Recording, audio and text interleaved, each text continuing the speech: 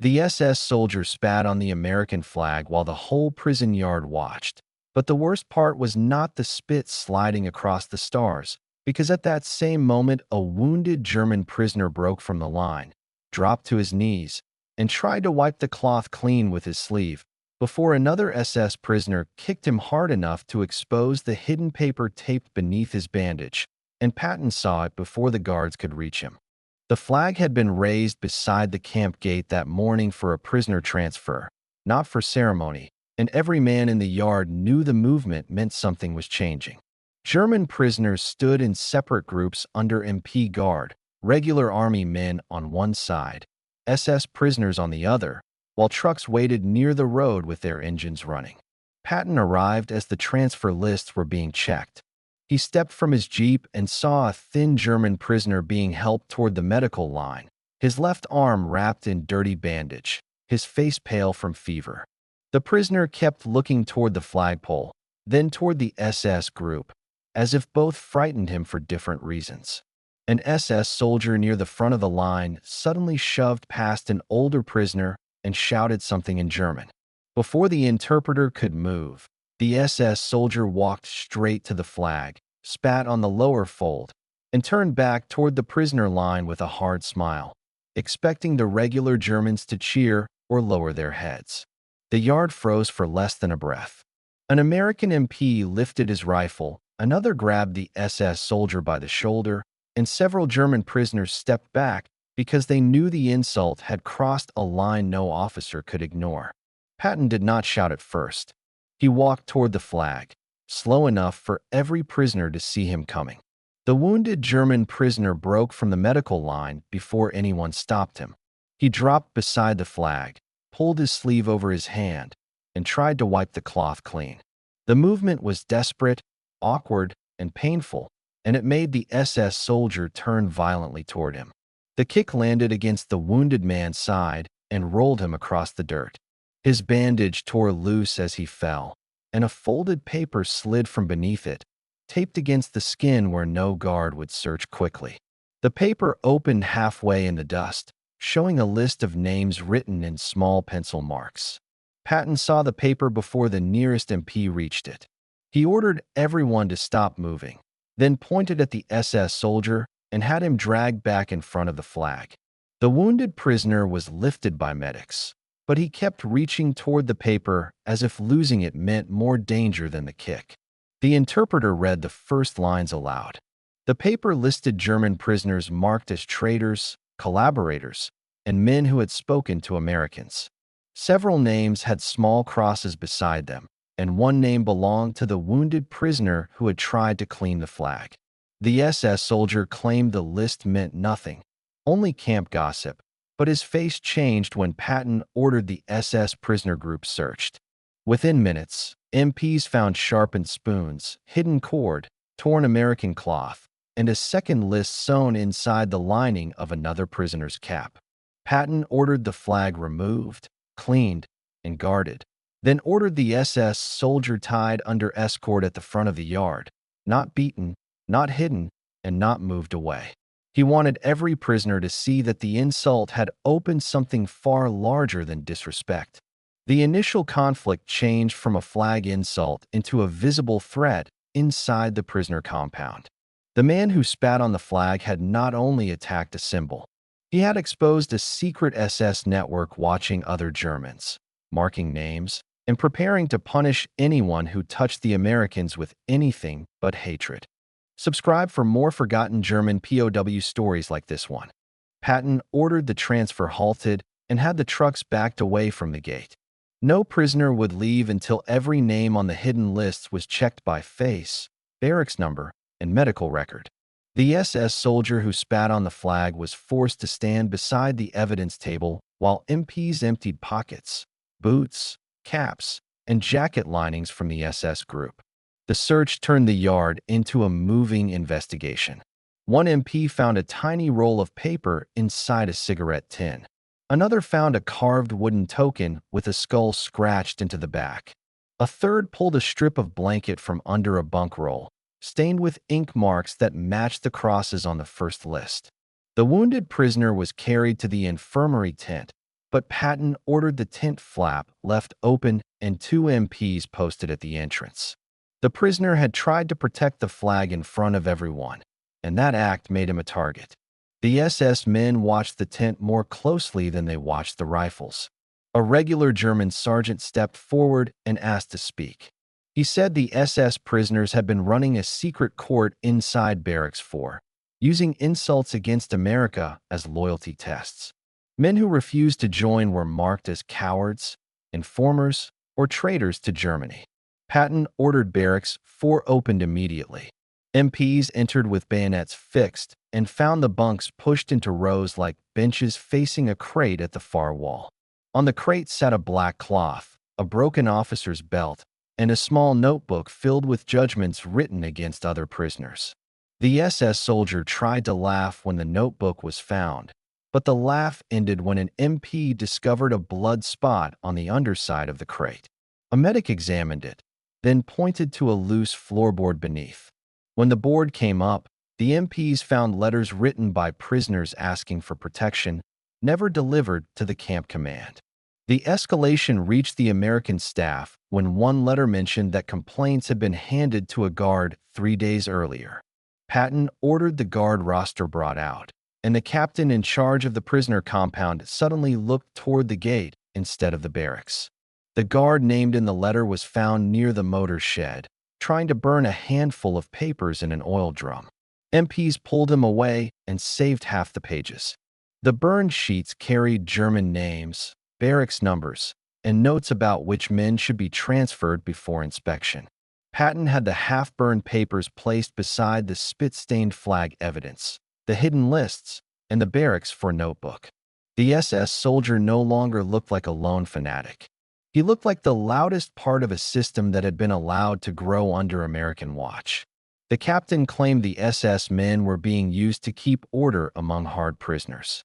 Patton ordered him to explain why keeping order required secret lists, hidden weapons, and burned protection letters.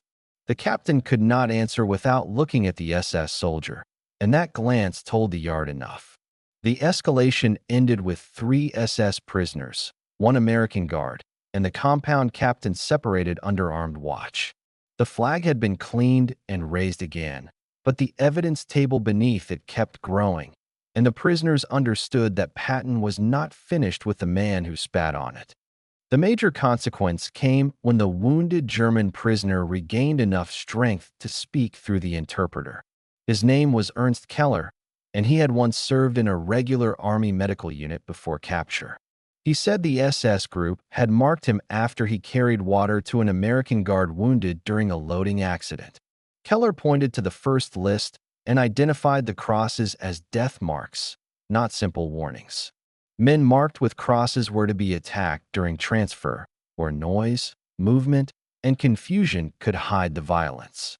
The transfer scheduled that morning would have placed 6 marked prisoners in the same truck as the SS group. Patton ordered the transfer manifest read aloud. The names matched. 6 men from the hidden list had been assigned to 1 vehicle with 5 SS prisoners and only 2 MPs. The arrangement was too precise to be chance, and the captain who approved it was brought back to the evidence table under guard. A truck inspection revealed the next layer. Under the rear bench, MPs found a length of wire, a broken razor blade wrapped in cloth, and a small wooden wedge that could jam the door from inside. The SS soldier who spat on the flag had been assigned to that truck as the first prisoner loaded. The captain claimed the assignments came from a clerk, but the clerk was found in the records tent with shaking hands and ink on his sleeve. He admitted he changed the truck list after the American guard from the motor shed told him the SS group had men who needed to stay together for security. The consequence spread through the yard as marked prisoners were pulled from their lines and medically checked. One had bruises hidden under his collar. Another had a cracked tooth from a night beating. A third carried a note sewn into his sock, naming Keller as the next man to be killed if he kept helping Americans. Patton ordered every marked prisoner moved to the mess hall under MP protection. The SS soldier shouted that traitors deserved no protection, and that outburst was recorded by the interpreter in front of everyone. His own words became proof of intent. The American guard from the motor shed tried to save himself by saying he had only passed information to prevent riots. Patton had Keller's protection letters placed before him and asked why letters requesting help ended up burned instead of delivered. The guard admitted he had given them to the captain because he was told the SS men could handle their own discipline. A medic then brought out a torn sleeve from the infirmary. Keller had hidden another note in the seam, naming a planned attack inside the transfer truck and warning that the flag insult would be used to start chaos. The spit had not been random. It was meant to provoke a reaction, distract the yard, and cover the movement of marked men into danger. The major consequence became official when Patton canceled the entire prisoner transfer, relieved the compound captain, arrested the compromised guard, and ordered a full segregation of SS prisoners from regular German POWs. The morning insult had stopped a planned killing before the trucks left the gate. By afternoon, Barracks 4 was no longer a prisoner barracks.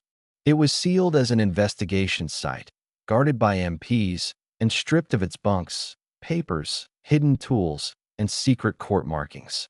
The SS soldier who had spat on the flag now stood beside evidence proving he had done more than insult America.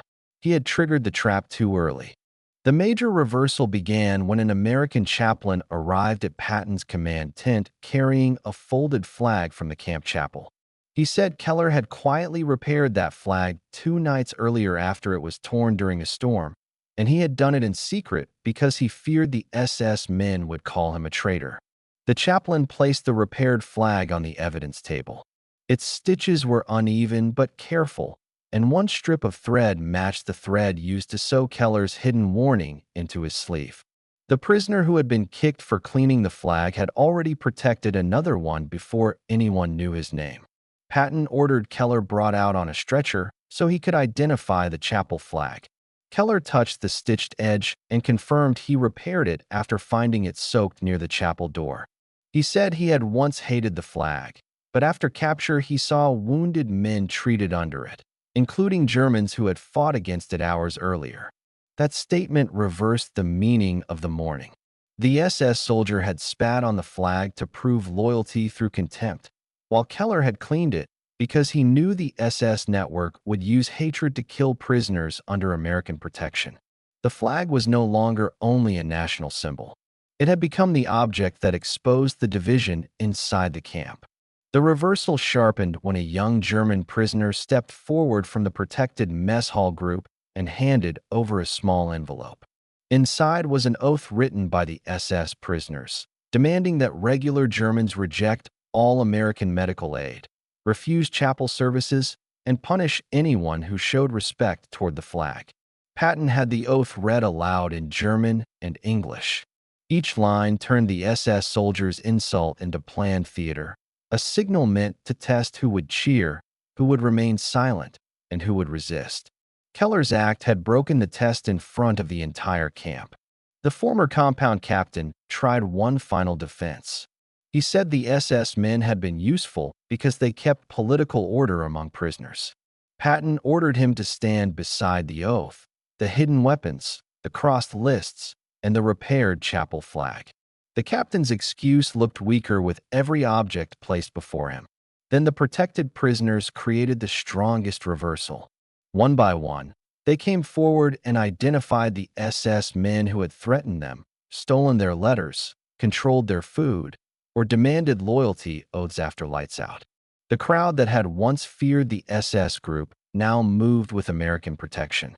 The SS soldier who spat on the flag tried to turn his back during the statements. Patton ordered him to face the witnesses. He was not allowed to hide behind rage, ideology, or the performance he had created. The men he wanted silent were now speaking under the flag he tried to shame. The reversal became visible when Patton ordered the repaired chapel flag raised beneath the main flag for the rest of the day. It was not raised as decoration, but as evidence. Every prisoner saw the rough stitches in the cloth and understood that the man kicked into the dirt had left a mark stronger than the spit. By sunset, power inside the camp had shifted. The SS network lost its barracks, its lists, its weapons, its American protectors, and its fear. Keller was no longer a marked traitor hidden under a bandage. He was the witness whose small act at the flagpole exposed the entire plan. The final irreversible event began after dark, when MPs heard scraping beneath the floor of the sealed barracks 4. They entered with flashlights and found a loose ventilation grate behind the stove, leading into a shallow crawl space packed with papers wrapped in oilcloth. Inside the crawl space was the real SS court archive. It held prisoner judgments, forced oath slips, stolen Red Cross letters, and a crude schedule for attacks during transfers. At the bottom of the stack was a page titled Flag Action, with Keller's name circled and the transfer truck number written beside it. Patton ordered the archive carried to the yard under floodlights. The SS soldier was brought from holding and placed beside the table while each page was unfolded, photographed, numbered, and read into the record. The paper proved the flag insult had been planned as the opening move in a coordinated attack. A second discovery made the case final. Tucked inside the archive was a note from the compromised American Guard, warning the SS group that an inspection was coming and that any dangerous prisoners needed to be dealt with before the transfer. The note carried his initials and the date. The guard broke when shown the paper. He admitted he had allowed the SS men extra movement after lights out in exchange for keeping the barracks quiet. He said the captain knew the arrangement existed, even if he never asked what quiet cost. Patton ordered both American men placed under formal arrest and separated from the prisoner case. Their involvement would not be hidden to protect embarrassment. The investigation now reached both sides of the wire, and the evidence table showed that cowardice in uniform could be as dangerous as hatred behind barbed wire. The final prisoner count began before midnight. Every German POW was brought forward by name, photographed, and reassigned by category. SS prisoners connected to the court were removed to a separate guarded enclosure, while marked prisoners were given new barracks under direct MP protection. Keller was carried past the flagpole during the count. The main flag had been replaced with the cleaned one, and the repaired chapel flag hung below it. He lifted his bandaged hand only once, not in salute, but to show the medics he recognized the cloth he had tried to protect. The SS soldier who spat on the flag made one last attempt to reclaim control. As MPs moved him toward the isolation truck, he shouted that Keller would always be a traitor. Before the interpreter finished, several regular German prisoners stepped forward and gave their names as witnesses against the SS court. That moment made the outcome irreversible. The SS network could not rebuild in silence because its own prisoners had crossed the line in public. Their names entered the record, their statements matched the archive, and their fear no longer belonged to the men who had ruled Barracks 4.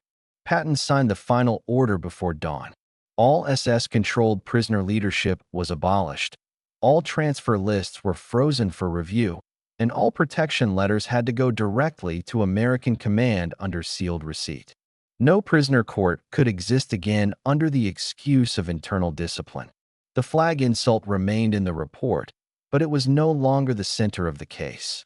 It became the mistake that exposed the hidden court, saved the marked men from the transfer truck, and forced the camp to choose between visible law and hidden terror. At sunrise, the SS soldier was loaded into a guarded truck with the court archive sealed in a separate evidence crate ahead of him. Keller watched from a stretcher near the infirmary as the cleaned flag rose above the yard, with the repaired chapel flag folded beside it for the record. Patton did not turn the insult into revenge. He turned it into proof, and by the time the convoy left, the men marked for death were alive, named, and protected. Most people know how World War II ended. Very few know what happened inside these prison camps. Subscribe for more untold WWII stories.